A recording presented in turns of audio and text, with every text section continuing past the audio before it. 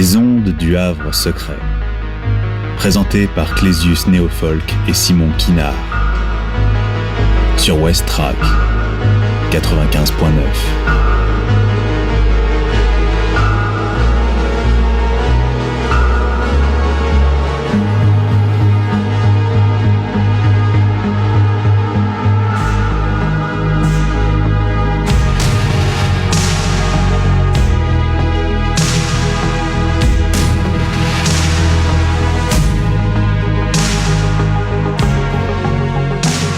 Salut les curieux, les curieuses, et salut Simon. Salut Clésius. Elle est très sympa cette virée à bord du premier TGV au départ du Havre, lors de la dernière émission.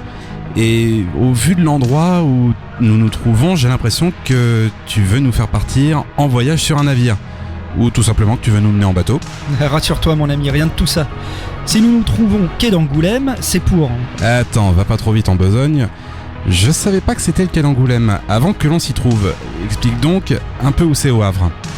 Ouais, tu as raison. Ce petit bout de quai se trouve au bout du bassin du commerce, près de l'hôtel Mercure. Donc, si nous sommes ici, c'est pour... remonter le temps ? Comme toujours. Nous allons remonter le temps à travers le bassin du commerce et deux de ses plus illustres occupants. Et t'es sûr qu'on va pas parler de bateau ? Non, nous allons parler du Nautilus et de la puce de mer. Oula, programme chargé. Tu vas vite comprendre. Pour commencer et partir à la découverte du Nautilus du Havre, il nous faut arriver à l'heure. Nous sommes terriblement en retard, de 218 ans exactement. Bon, bah on remonte le temps jusqu'en 1800 alors.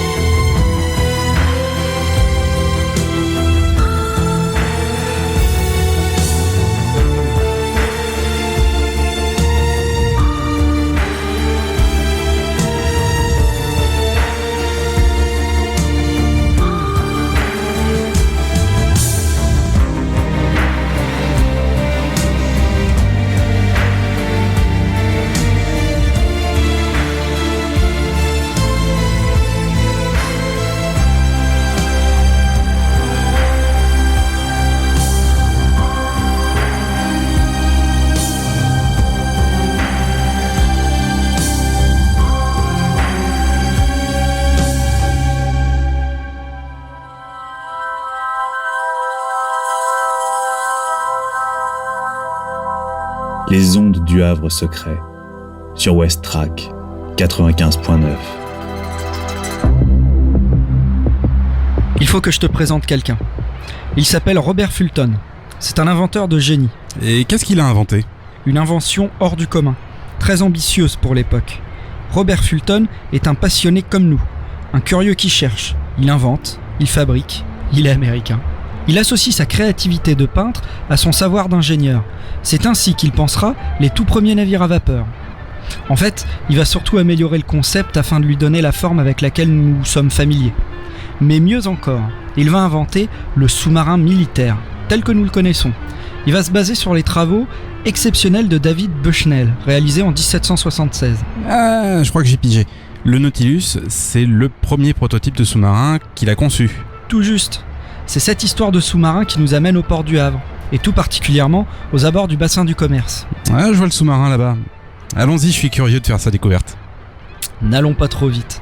Pour bien comprendre ce premier sous-marin, il faut comprendre la situation géopolitique de la France, et ce qu'il en est au Havre en ce début de siècle. Le Directoire français est en guerre ouverte avec l'Angleterre.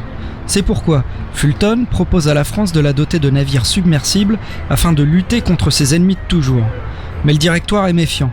Fulton devra se montrer patient et attendre le coup d'état de Napoléon pour pouvoir réaliser les plans de son prototype. Et en 1800, le Nautilus est fabriqué. Le Nautilus, ça s'invente pas, hein. C'était le nom du sous-marin du capitaine Nemo dans 20 milieux sous les mers, c'est ça ? Le roman de science-fiction de Jules Verne.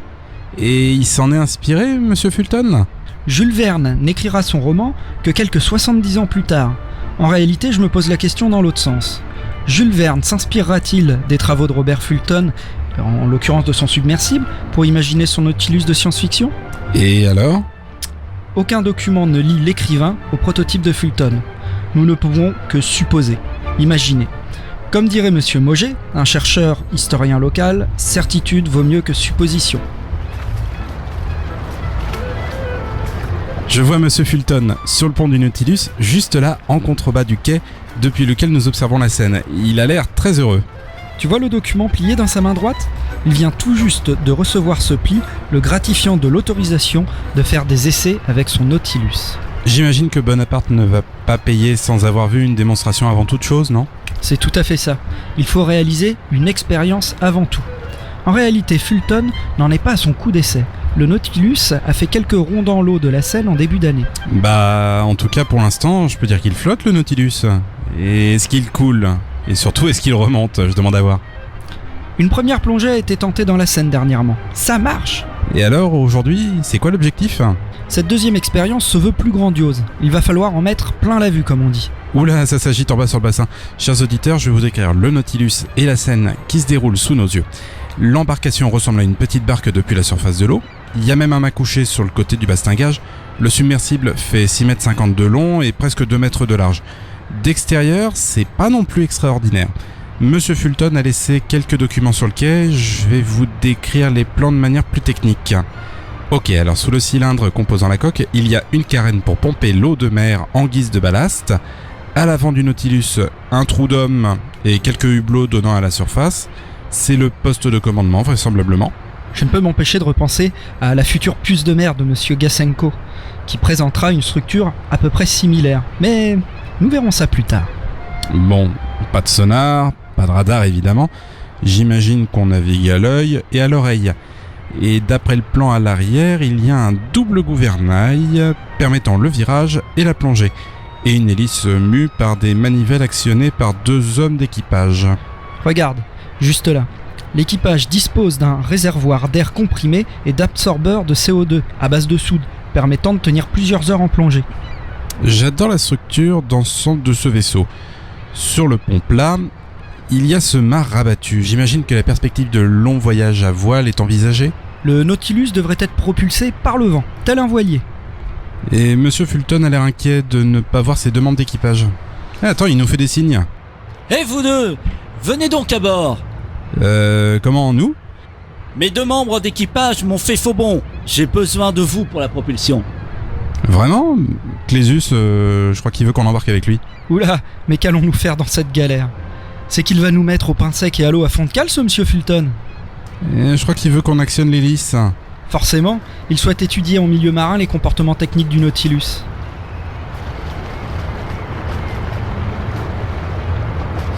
Et nous voici à bord de l'habitacle. C'est exigu et pour ne rien vous cacher, on n'y voit rien du tout.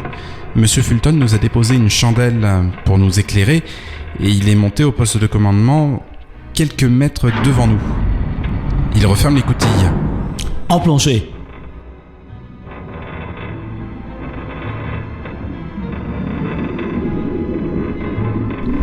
Nous nous enfonçons dans l'eau. Bon, comment ça fonctionne cette machine ? Je vois qu'il faut faire pivoter sur l'axe. Oui, c'est ce qui va actionner la vis d'Archimède qui nous propulse. Une vis d'Archimède. Et on n'est pas rendu, hein. Parle pas trop fort, s'il t'entend, tu vas le vexer. On est qu'en 1800. Les hélices modernes n'ont pas encore été suffisamment développées. Dis-moi Simon, qu'indique l'indicateur de pression de l'eau ?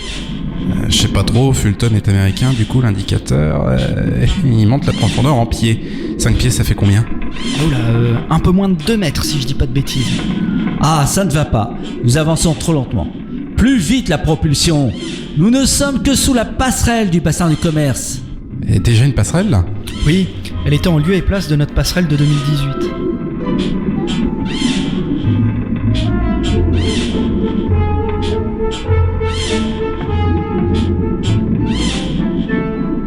Ça fait 2 heures qu'on fait tourner la vis, j'ai plus d'air moi. Moi non plus là, je suffoque. Faisons surface, messieurs.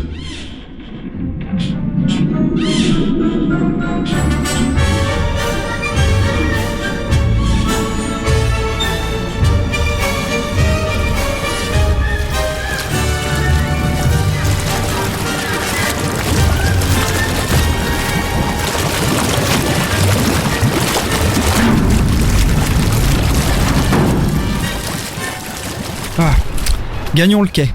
Comme tu l'as vu Simon, la propulsion ne va décidément pas du tout. Fulton reverra sa copie par la suite, adoptant une propulsion à base d'aile de moulin comme il l'appelait. On imagine aisément le type d'hélice utilisé. C'est une époque d'inventeurs, de découvertes. Les tentatives de progrès techniques sont souvent synonymes de longs et de pénibles labeurs. Et Robert Fulton procédera-t-il à d'autres essais ? Oui, dans le bassin de la Manche. Tu sais, c'est du côté de la capitainerie et le quai Roger Meunier, qui est au niveau de la pointe de Floride. Il testera son mécanisme de torpille. Il fera sauter un baril vide, propulsant une gerbe d'eau à plus de 20 mètres de haut. Et testés séparément, les éléments techniques et militaires du Nautilus sont relativement prometteurs, non ? Absolument. D'ailleurs, le Nautilus va quitter prochainement le port du Havre pour partir sur Cherbourg. Son équipage espère bien couler un ou 2 navires anglais sur la route. Ça sera un sacré coup de com', surtout qu'au large du Havre, les bateaux ennemis patrouillent. Mais il semble que les espions aient averti le commandement anglais de la présence d'une forte menace sous-marine, et tous les navires ennemis auront disparu le temps de la traversée du Nautilus. Il deviendra quoi notre Nautilus ? À Cherbourg, il est volontairement échoué sur une plage. Robert Fulton présente ses résultats au gouvernement français à Paris. Malgré de bons résultats, le gouvernement n'est pas convaincu. Bonaparte ne conçoit pas une marine à vapeur pour l'avenir, et encore moins des sous-marins. Et notre Nautilus ? Eh bien, il finira abandonné sur la plage. Véritable épave perdue. Aujourd'hui encore, il doit bien rester quelques vestiges entre les galets. Je dis ça car, quelques 100 ans plus tard, un capitaine reconnaîtra l'épave sur une plage alors qu'il naviguait le long des côtes. Faudrait aller jeter un œil sur cette plage. Tu connais l'endroit ? Ah, je ne dirai rien. Même sous la torture. C'est une chasse au trésor. Plus sérieusement, c'est une petite histoire havraise. Mais ce sont toutes ces petites histoires locales qui ont fait la grande histoire. Sa capacité sous-marine a fait la puissance de l'Allemagne lors des 2 grands conflits majeurs qui ont touché l'humanité. Mais c'est aussi notre puissance sous-marine qui fait aujourd'hui la fierté de notre nation. Et comme toute chose doit avoir un commencement, c'est humblement, dans le bassin du commerce, que les sous-marins de guerre modernes sont nés.